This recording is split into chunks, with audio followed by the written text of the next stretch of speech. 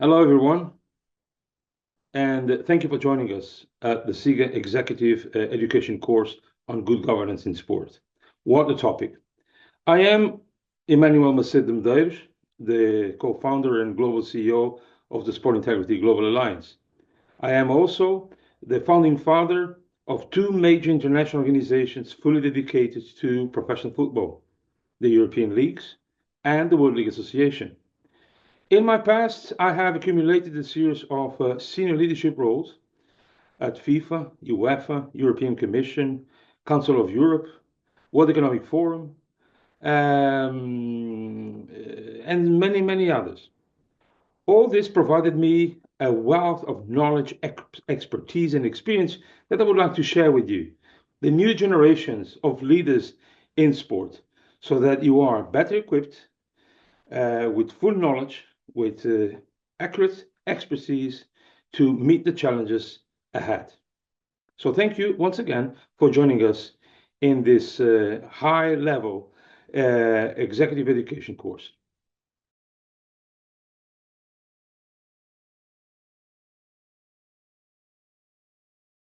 Sport does not exist in a vacuum. Sport is framed, tailored, and underpinned by a number of fundamental principles. One of which is the autonomy of sport. This means the ability for sports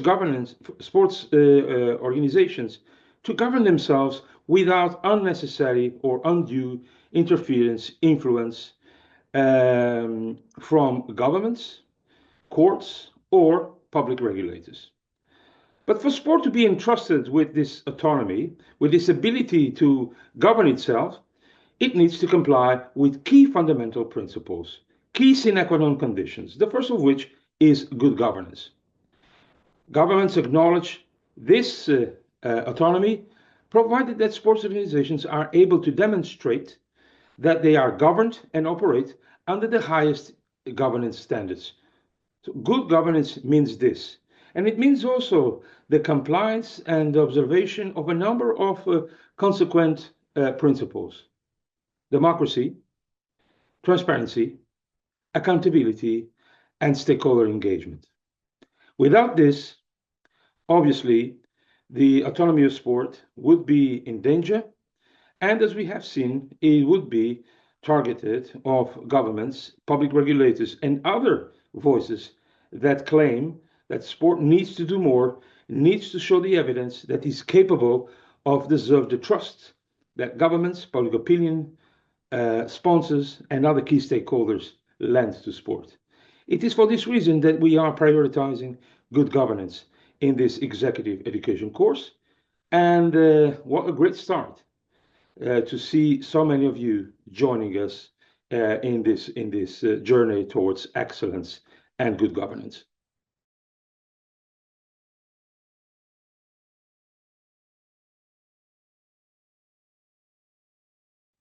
As I just said, without good governance, sport will not be able to retain the autonomy that was conferred and recognized in many ways. It was recognized in political international treaties, in political accords. It is part also of the doctrine and well consolidated in the European Union legislation and doctrine. And it is absolutely fundamental. It is absolutely fundamental more now than ever before. Why? It's because sport amasses a critical amount of popularity, interests, it creates expectations, it has an unrivaled social, economic, cultural function, and with this comes responsibilities. No sponsor will invest 1 cent unless sports organizations are capable to demonstrate and prove that they are governed and operate under the highest integrity standards. They do not want to have reputational damage tarnishing their brand, their reputation, their credibility. That is why good governance needs to be taken very seriously. And this implies a roadmap which we have designed, a silver bullet that provides a set of universal standards, including the fundamental areas of democracy, accountability, transparency, stakeholder inclusion. But we go beyond that. we also provide the map of the mind towards a sport that wants to be shielded and prevented from unscrupulous, undue, and criminal influence. That is the case of anti-corruption. That is the case of prevention of money laundering and illegal financial flows. This is the case of promoting also an inclusive, diverse, and equitable sport where everyone, regardless of their social, economic, cultural, religious background, can have a place, can transcend themselves, and can succeed. This is the true nature and the true spirit and the true added value that sport can bring. And that means not words, it means actions. And it means also protagonists and specialists that can help sport to give this giant leap towards a future where good governance is not just an aspiration, but it is a reality. In other words, we need people like yourself that can advise, that can recommend, that can guide sports organizations on the critical, long overdue reforms that need to be implemented. And that is why this executive master was built with great experts from different fields of activity that no doubt will provide you with the tools and with the basis that so that you can exert this role to the fullest and with excellence.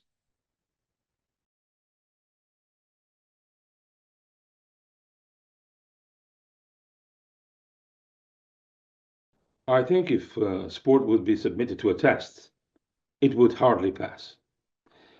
And I say this with a clear notion of what sport is and where are the gaps and where are the challenges, where are the loopholes. I know sport intimately. My background, the last 32 years, has been deeply entrenched in sport from a regulatory perspective, legislative, running leagues, running international organizations, always seeking to advance the highest integrity standards within the sporting industry. And I admit that there are good examples. There are organizations who have done their homework. There are organizations who are, I would say, at the top of the chain and can be a leading light to other sports organizations to follow their footsteps. I have no doubt about that. And within SIGA, we have already certified a number of them. The latest was the European Aquatics, involving 55 countries across Europe. And before that, we had also European Rugby. So these are two, among others, that can be seen as a story of success because they have complied with the expectations of their community, their industry, their cluster, and can deserve, as they did, the seal of certification regarding the SIGA independent rating and verification system. But more than intentions, more than proclaiming noble purposes and aspirations that hardly are translated into reality, we need facts.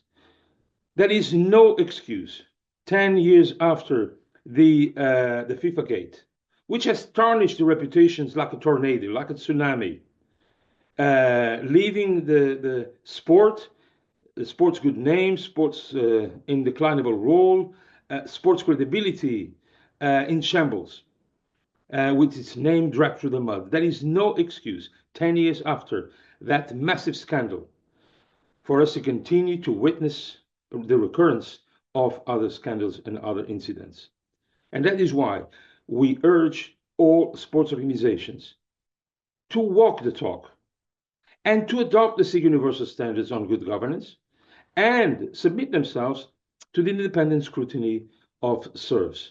SERVS is the silver bullet. SERVS is an objective, rigorous, independent, fact-based audit that will ascertain where sports organizations are regarding these universal standards. And consequently, it will be a compass to governments, a compass to major global sponsors, a compass to broadcasters and fans, those who live and breathe and love sport and want to see it played in broad daylight, without shadows, without doubts, and without scandals. The silver bullet has been invented, there's no need to reinvent it. But at the current state of affairs, we witness an euphoria.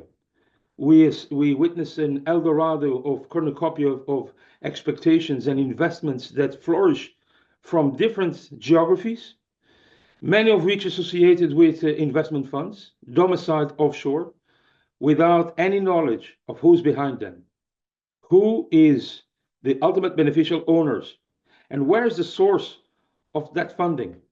Where does it come from? Where does it go to? And who are the middlemen? This is a danger.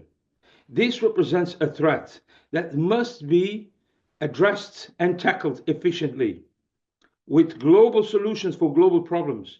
This is why SIGA is engaged with international organizations in an effort to enhance financial integrity and financial transparency. We also witness a number of step backs being given in terms of governance. Take, for example, term limits. 10 years ago, term limits was one of the key structural reforms to enhance governance, to ensure democracy, to ensure that those who are at the helm renew themselves democratically from time to time. It was seen as an indispensable measure. But what has been happening since then? We have seen a debate growing cynically and then more overtly that points towards the opposite direction that it should be going to. That is why the SIGA Universal Standards will remain as they are, foreseeing as a gold standard term limits of a maximum of 3 terms of 4 years each, so that sport can bring new oxygen, can bring new generations of leaders, and can renew itself and be always a beacon of light and match the expectations of all of us. There are also major gaps, major strides that need to be made in regards to gender equity. Sport is not a male-dominated feud. It should not be. Sport is for all. And we have seen great strides, great progress being made by women's sport on the pitches, on the courts, on the fields. But still, we are far, far away in the boardrooms. Why is female leadership in sport in the boardroom, where decisions are made, where it matters, where power lies, confined to 28%? 5 years ago, it was 17.8%. We have moved maybe 10%, but are we happy with that? Can we say that sport has done everything it could to achieve the ambitioned gender equity so that we can say that sport is truly for all? Unfortunately, the reality shows that we haven't, but we are in time and we are absolutely committed to close this gap and to pierce the gender glass ceiling and ensure that sport is truly for all, based on merit, based on equal opportunities, and again, as I said, based on this core fundamental indeclinable principle that stands for good governance. These are just a few of the examples that I would like to point out of areas of improvement that we SIGA are committed to do. And with your help, with your support, with your active engagement, I believe we can make the difference.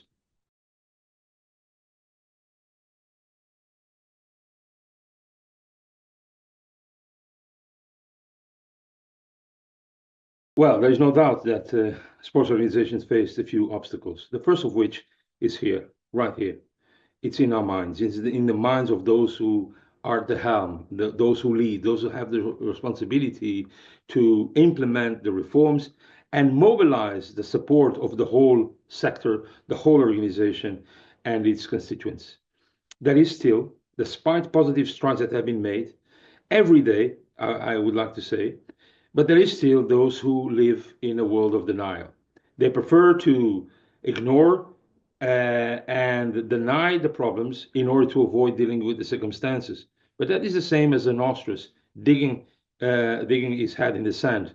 It won't lead to any positive outcome. On the contrary, it will only aggravate a problem that already exists, and with time and inaction will grow until it hits the headlines of the newspapers and the media as a massive scandal. We have seen this, unfortunately, in the past, and we are not immune from seeing in the future. So, number one is reformist spirit and leadership. We need global leadership, and there is a lack of it. There is a lack of global leadership in governments who have an indeclinable role as lawmakers to ensure that we have a global, adjusted, adequate, fit for purpose regulatory framework. We don't have it. We need leadership within the sports movement so that we can create a mainstream, we can create a wave of reform that can feed other organizations to follow their footsteps and implement the measures and the reforms that are needed so that their sport can be regarded as credible, as reputable, and can deserve the investments, the passion, the confidence, and everything that can make sport a successful phenomenon. And we need leadership, and we need a proactive attitude and active engagement of the whole industry, because what we are facing is global problems for which we need global solutions and a global approach.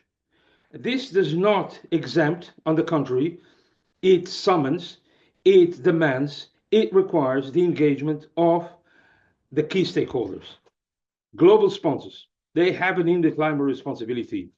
They invest their money, they invest their reputation, and they should be a driving force to convince, to encourage, to stimulate sports organizations to do the right thing, to look into their governance structures and organization and enhance them so that they are robust, not only to be resilient in regards to the challenges, but also to excel and to prosper.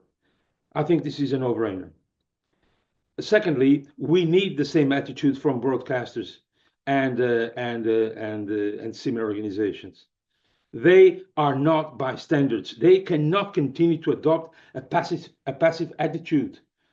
And to be frank, without some episodes, some few small examples of leadership and protagonism that I have seen 10 years ago when the FIFA gate erupted, I have not seen the broadcasters and other similar stakeholders adopt the leading attitude that I would be expecting. It is their job too to foster sport into an era where reputation is solid and not subject to questions and doubts, and it's not disputed in the courts, in the media, or in the public opinion. So for every cent that is invested in sport, there should be an equivalent amount of investment in encouraging sports organizations to continuously and perpetually renew itself and modernize and enhance the way they govern themselves. Are we seeing this? We are not seeing this. I am aware of cases where big brands have terminated their sponsorship because they would not want to be associated with murky organizations and organizations that were under fire for being permissive to scandals and other breaches. They terminated their membership agreement, but they were silent. They didn't say anything. They omitted any word. They didn't make a public stance.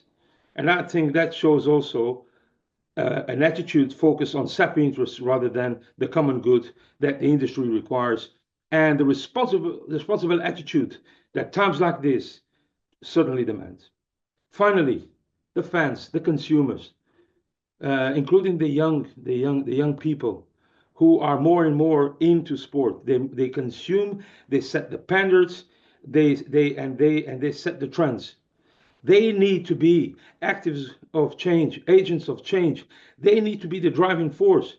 They need to demand, because they are entitled to a clean sport. So we count on all of these sectors, as we count on governments to have not just the leading vision as recipients and custodians of public interests and the values that enshrine and mold sport, starting by the principle of legality and the rule of law and human rights, but also to have the courage to adopt the measures that are indispensable. And that is why it is important for governments to assume their leadership and put an end to this long, never-ending rhetorical debates and initiatives that are just meant for window dressing and political gain. And they need to show the courage, the leadership, and the action that we expect from them. A robust, coordinated, up-to-date, efficient regulatory framework so that sport can be shielded. Because make no mistake about it, we're talking about the obstacles that sport organizations face. But let's be honest, sport does not have the means, does not have the jurisdiction, does not have the tools, and certainly does not have the knowledge and expertise to tackle a global problem only by themselves. Sport is confronted with a number of new emerging threats. These threats are global, they are sophisticated, and they are extremely complex, and often involve organized crime. There is no way that sport, even if sports leaders had the courage and the leadership to do what we would expect from them, alone they cannot win this fight. And that is why SIGA exists, to provide not only global solutions to global problems, but a united front, a global movement, united by the common belief that sport deserves to be recognized as a fundamental sector, as a catalyst for human, social, economic, cultural development, that can generate so many externalities and have an impact on all sectors of our life. But to do that, we need to show leadership. Leadership by example. And here there is a number of unpostponable tasks that must be put in place and an attitude that needs to be demonstrated. I do hope that you, as you are now joining us in this executive course, that you can also join us at the forefront of this global movement that presses for integrity and good governance in sport.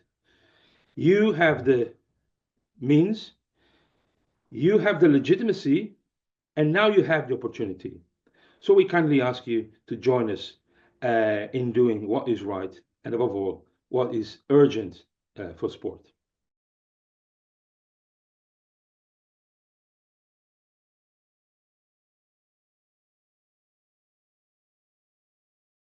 Risks and opportunities of reforming sport.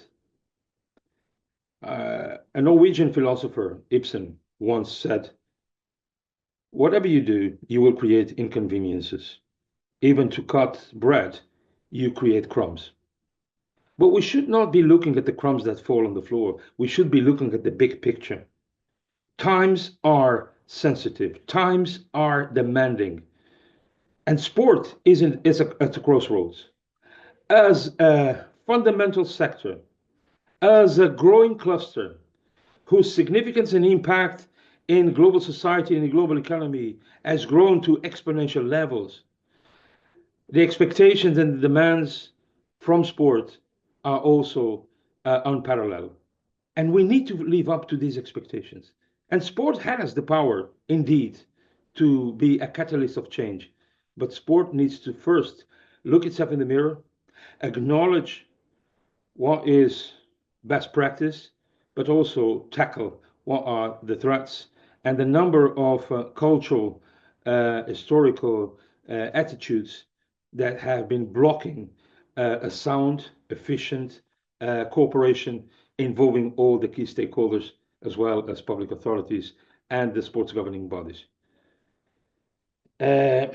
So there is no doubt that some agree, others disagree, but we must always look forward because our direction of travel has already been set. The targets, the objectives, and the fundamental results that we seek have already been designed, and we are working towards them. With you, once you finish this executive program, you will also be better equipped with better knowledge, with a vast expertise in these fields so that you can advise sports organizations, you can advise the global commercial partners, you can advise governments to do the right thing. And to do the right thing is easy. We don't need to reinvent the wheel. The right thing is called SIGA Universal Standards, and show that they mean business, they are fit for purpose, and they walk the walk. Not just talk the talk, but walk the walk. And that comes with the SIGA independent rating and verification system, which is the ultimate test to those that proclaim, those that promise, those that brag, and those that realize, those that make it happen, and those who deliver. That is all that I would like to say and encourage you to go forward. You have now an historical opportunity to be active agents of change. You are needed, your voice must be heard, and you are part of this industry that deserves and aspires to be fully recognized as a credible, trustworthy, and fit for purpose sector. This is what has been driving me for the past 30 plus years, and I'm pretty sure that you feel the same way. So welcome aboard.